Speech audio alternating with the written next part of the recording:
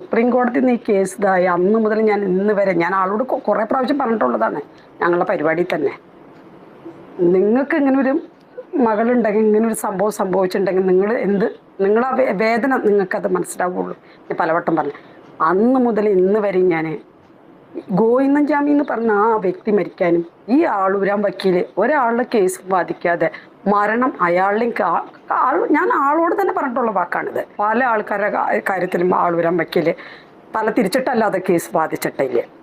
അയാൾ കുറേ പണം ഉണ്ടാക്കി. നിങ്ങൾ ഒരു പ്രതിയായതിനു ശേഷം നിങ്ങളെ എന്നെ സമീപിക്കൂ എന്നാണ് ഞാൻ സാധാരണ പറയാറുള്ളത്. ഒരാള് മരിച്ചു കഴിഞ്ഞിട്ട് നമ്മൾ പിന്നെ അയാളെ കുറിച്ച് അതും ഇതൊന്നും പറഞ്ഞിട്ട് കാര്യമില്ലെന്നാ പറയണേ.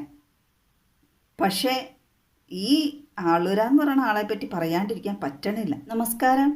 ബിജു ആന്റണി എന്ന BA ആളൂര് മലയാളികൾക്ക് അപമാനമായ തൃശ്ശൂർ സ്വദേശിയായ ആളൂര്.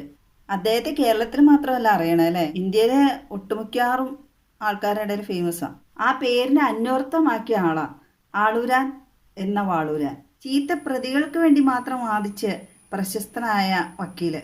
നല്ല കാര്യങ്ങൾക്ക് വേണ്ടി വാദിച്ചിട്ടുണ്ടെങ്കിൽ പ്രശസ്തി കിട്ടൂല. ഇങ്ങനെയുള്ള വക്കീലന്മാരുള്ളതുകൊണ്ടാണല്ലോ ഈ ക്രൈംസ് ഒക്കെ ഒത്തിരി കൂടിക്കൊണ്ടിരുന്നത്. ഇനി കുറച്ച് കുറ്റകൃത്യങ്ങൾ കുറഞ്ഞു കിട്ടുമെന്ന് നമുക്കൊന്ന് ആശ്വസിക്കാനേ.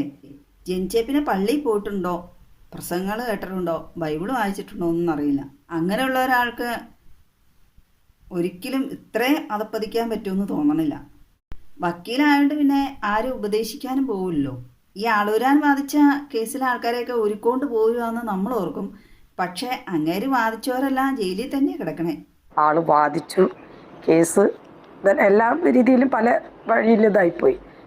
അന്ന് മുതൽ സൗമ്യ വധക്കേസിലെ ഗോവിന്ദച്ചാമയ്ക്ക് വേണ്ടി വാദിച്ചപ്പോഴാണ് ഇദ്ദേഹം ഇങ്ങനെ ഫേമസ് ആയത് അല്ലേ. ഗോവിന്ദച്ചാമി പൈസ കൊടുക്കാതെ, പൈസ ഇല്ലാതാണ് ഇങ്ങനെ വാദിച്ചതെന്നൊക്കെ പറയണം. പക്ഷെ അന്നത്തെ ന്യൂസിലൊക്കെ ഞാൻ വായിച്ചതായിട്ട് ഓർക്കണു, ഗോവിന്ദച്ചാമിയുടെ ഫാദർ എക്സ് സർവീസ്മാൻ ആയിരുന്നു. ഗോവിന്ദച്ചാമിക്ക് ബാങ്ക് ഡെപ്പോസിറ്റ് ഒക്കെ ഉണ്ടായിരുന്നു. ശരിയാണെന്നറിയില്ല. എന്തായാലും പൈസയ്ക്ക് വേണ്ടിയാണ് വാദിക്കണേന്നുള്ളത് നമുക്ക് മനസ്സിലാവും. അല്ലേ പിന്നെ ഇത്ര അതപ്പതിക്കേണ്ട ആവശ്യമുണ്ടോ? ഈ ആളൂരാൻ്റെ ഒരു ഇൻ്റർവ്യൂ കണ്ടത് പുള്ളി പറയണത്, നിങ്ങൾ കുറ്റം ചെയ്തിട്ട് വാ എന്നിട്ട് ഞാൻ വാദിക്കാമെന്ന് പറയുന്നു. എങ്ങനെയുണ്ട്? നല്ല ബെസ്റ്റ് വക്കീലല്ലേ.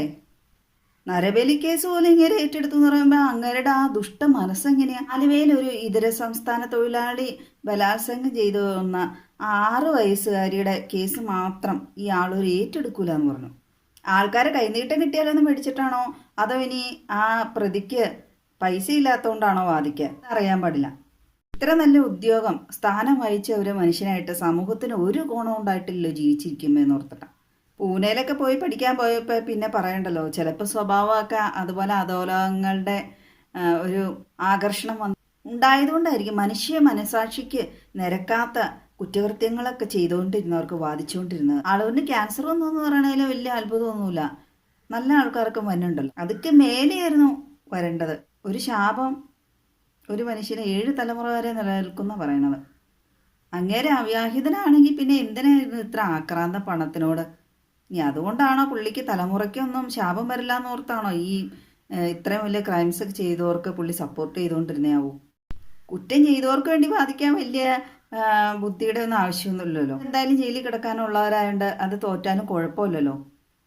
നല്ല ആൾക്കാർക്ക് വേണ്ടി വാദിച്ച് ജയിക്കാനല്ലേ ബുദ്ധിമുട്ട്. അതുകൊണ്ടായിരിക്കും പുള്ളി ഇങ്ങനത്തെ കേസുകൾ മാത്രം ഏറ്റെടുത്തുകൊണ്ടിരുന്നത്. പാപക്കറ വീണ പൈസയില്ലേ അയാൾ കൈ നീട്ടി മേടിച്ചുകൊണ്ടിരുന്നത്. അങ്ങനെയുള്ള പണവും സ്വത്തൊന്നും ചാരിറ്റിക്കോ പള്ളിക്കോ ഒന്നും മേടിക്കാണ്ടിരിക്കണമായിരിക്കും നല്ലത്. ആ പുള്ളിക്ക് മനുഷ്യത്വം എന്ന് പറയുന്ന സാധനം തൊട്ട് കിട്ടിയിട്ടില്ലായിരുന്നു. സൗമ്യ വധക്കേസിലെ സൗമ്യയുടെ അമ്മ, നിങ്ങൾക്കൊരു മകളുണ്ടായിരുന്നു, അവർക്ക് ഇങ്ങനെ സംഭവിച്ചാൽ നിങ്ങൾ ഇങ്ങനെയൊക്കെ വാദിക്കുമായിരുന്നു ചോദിച്ചപ്പോൾ പറഞ്ഞ പുള്ളിക്കെല്ലാം കക്ഷി, പുള്ളി എല്ലാവരെയും ജോലി സംബന്ധമായ രീതിയിലാണ് കാണുന്നത്. പൈസ ഇത് മാത്രമാണ് പുള്ളിക്ക് ആവശ്യം. ഈ ആളൂർ മരിച്ചതിൽ ദുഃഖിക്കണത് പുള്ളി ആർക്ക് വേണ്ടിയാണ് വാദിച്ചിട്ടുള്ളത് അവർ മാത്രമായിരിക്കാനേ സാധ്യതയുള്ളൂ. ആൾക്കാരോട് കുറ്റകൃത്യം ചെയ്തിട്ട് എന്നിട്ട് അവർക്ക് വേണ്ടി വാദിക്കാമെന്ന് പറയുമ്പോൾ ഈ കുറ്റകൃത്യങ്ങളെ ഇത്രയും പ്രോത്സാഹിപ്പിക്കുന്ന ഒരാളല്ലായിരുന്നോ ഈ ആളൂർ? പിന്നെ എങ്ങനെയാ നമ്മുടെയൊക്കെ ഈ നാട്ടിൽ ഈ കുറ്റകൃത്യങ്ങൾ ഇത്രയും വർദ്ധിക്കാണ്ടിരിക്കണം?